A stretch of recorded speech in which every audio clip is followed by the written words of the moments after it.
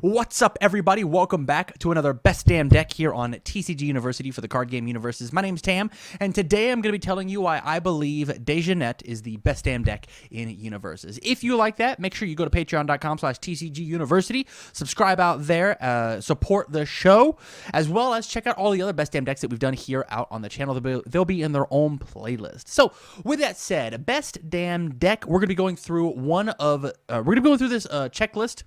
What do they do? Why this card is good, interesting interactions with this character, overcoming this character's weaknesses, and my final thoughts on the character as a whole. So, what does Dejanet do? Dejanet, in a nutshell, is a very control-based character. She's a very control, defensive, disruptive character. One of the best mind game characters in the game. She says, as her response, discard a momentum. After your opponent plays a card as a form, discard it. Your opponent can lose X vitality to add the discarded card from the discard pile to their hand. X equals the number of characters in your staging area. So, she wants to have as much momentum as possible, so she wants to make sure that her attacks can hit, and then go to momentum, and then use that resource in order to add a little extra tax to what my opponent gets to play inside of the game. She also has a static that says, at the beginning of the game, she gets to take the card Spell Circle and put it underneath her character as momentum. So she starts the game with 1 momentum, and what Spell Circle says, the relevant part of the ability, is respond to discard pile or remove from game. You can either discard a card or remove a card from your hand in order to take that card from the remove from game or discard pile and put it back underneath your character. So essentially, you're taking a card from your hand as a free momentum. And you can use this aggressively, you can use it defensively, you can use it however you want, but Dejanet, being in control of the Spell Circle, gets to do this at the beginning of the game. And then her last ability is Enhance Opponent's Turn. If you have at least 1 momentum, you will because of Spell Circle. Look at the top card of your deck, you may discard it. So you get to know a bunch of information and do a bunch of really easy block math. Oh, I really hope I get to check a 5 here. I'll peek at the top of my deck. Look, it's a 5. I'll leave that there. Look, it's a 3. I'll discard that and better my chances. I know it's a 3. I know I can't pass it. We'll get rid of it and have another bit of a random shot.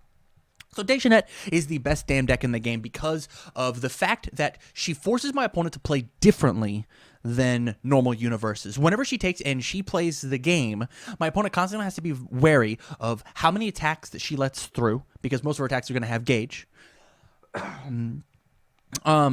We're on to why this is good. Most of my attacks are going to have gauge, and so I get to stack in as many characters as I want, which means that tax to play extra cards, or at least play the card and then pick it back up, because of Dejanet's response to discard momentum is going to be higher and higher and higher. That is the tough part of Dejanet. That is why this character is good. And we haven't even gotten to the fact that she is a 7th cross character, which means that she has a 2-dot version that comes inside of her kit. I want to go ahead and read off the 2-dot, and so we're going to go back to what do they do. This is going to be an interesting one.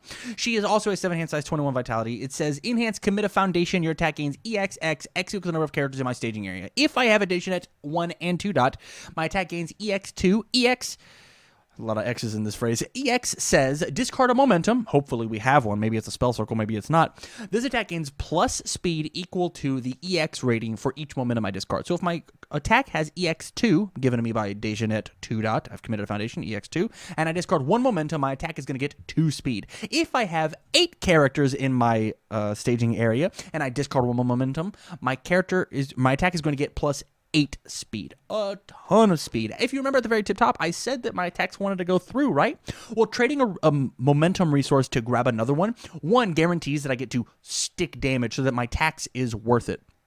Once again, back to why this is good. I need to make sure that my attacks are worth it. So as I am playing more attacks and discarding momentum, as the character, as the player, I have to decide, is this momentum usable to burn my opponent, get an actual hit in to then go to momentum and then make that tax better, because the lower my opponent's vitality is, the less likely they are to pay that vitality to pick that card up. Eventually, if we're playing Dejanet correctly, every time that I discard a momentum, they're just not allowed to pick it up. I have 4 or 5 characters inside of my staging area.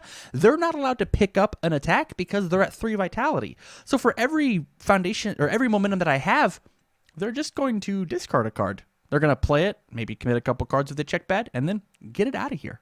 Super, super good. And lastly, going back to what do they do, Dejanet 2-dot also says, first form, discard a momentum. Man, I hope I have one. I hope I have a Spell Circle in my discard pile. Look at the top X cards of your deck and replace them in any order. X equals the number of characters in your staging area. So, on a big swingy turn, let's say that I have 4 characters in my discard pile, or 4 characters in my staging area, excuse me. I will discard one of my 3 or 4 momentum because I've been hitting them, engaging my characters back out. Look at the top 4 cards in my deck. Now I can make a real onslaught on my turn. I know all of the information. Dejanet 2 dot lets me know all the information on the top of my deck on my turn. Dejanet 1 dot lets me know all the information on my opponent's turn. Dejanet really is like one of the best information-based control characters in the game. It's super, super rad. And not only do I know what's going on, but I'm dictating what you are and aren't allowed to play, or at least putting a little bit of an extra vitality tax on it. So let's go ahead and jump into interesting interactions, because there's so much that we can happen with Dejanet, not to mention the fact that we can have an entire best damn deck on why Spell Circle is the best action in the game. So I want to talk about Dejanet 1 dot's interesting interactions. So first and foremost, as we are playing as Dejanet, the main thing that people want to play this character for is because of the tax on the response. I'll discard my momentum. They have to pay additional vitality in order to play additional cards. So the more characters I have stacked up, the better. But even better, we can play cards such as Quantri's Fortress that says response, lose 3 vitality after your opponent plays a card. After either player plays a card, they can no longer play copies of that card. So as Dejanet, I will take and they will play their attack into the card pool. I will pay my 3 vitality off of the Quantri's Fortress and then discard my momentum and discard it out of the card pool. Sure, they can pay the vitality to pick it back up, but they certainly can't play it this turn. It's got that same name. And so it might just be more useful for my opponent. They don't want to lose that vitality, just to lose the card. So I paid 3 vitality to make sure you can't play a card. With such powerful cards as Coffee Samba, Missile Launcher, Xiong Style Meteor, cards like Reduction is a very good combo starter. Shotgun, Spirit Shotgun, or Downward Spiral, I would much rather pay 3 vitality and discard a momentum than let you pump down a, 12 damage shotgun and guarantee do 6 because of its enhance on partial blocks. So no thank you. I'd rather pay the 3. Not to mention they're gonna lose that card, be forced to play it next turn, and then maybe I can build out an answer. I can find the revoke on my next turn, or so on and so forth. There's a ton of different things that I could be doing inside of this deck with Quantri's Fortress shared into 2 symbols to make that happen.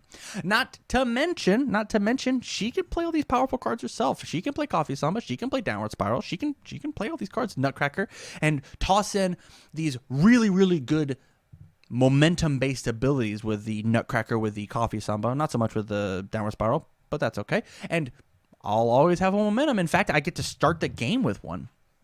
And so, not to mention the starting the game with momentum and getting a really good momentum ability, multiple powerful EX, I want to talk about the enhanced top card of the deck. I think this is one of the most broken, beautiful abilities on this character. This is why I think she's the best damn deck in the game. Because of her ability to make sure that 1, she can do block math, and 2, she gets to sculpt her hand on her opponent's turn. I will look at the top card of my deck. Oh, it's an attack. I'll put it back. Enhance. I'll flip this card and draw a card. I hope I drew a good one. Oh, look, it's a Revoke or a Toguro Brothers. Something really, really good and responsive that's going to totally disrupt my opponent's play. I'll leave that there. I'll pay 3 vitality and pick a card up. I'll draw one.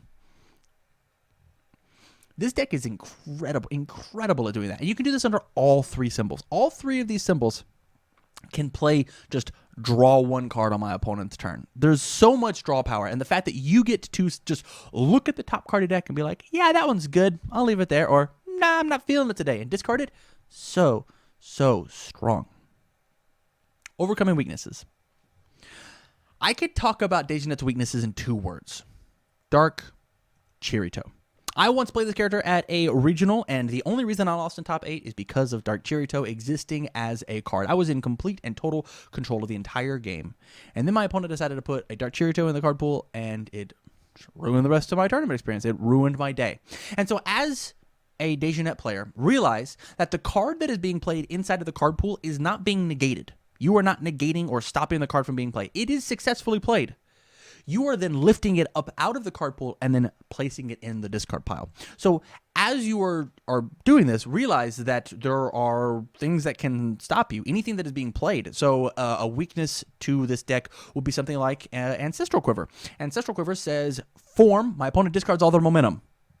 Well, I can respond with Dejanet, discard my momentum, and get that Ancestral Quiver out of there. But it doesn't negate the effect. So I'm still going to be losing all of my momentum. They're just going to be losing that card out of their card pool. Effective, maybe, sometimes possibly, but it is definitely not a position that we want to be in.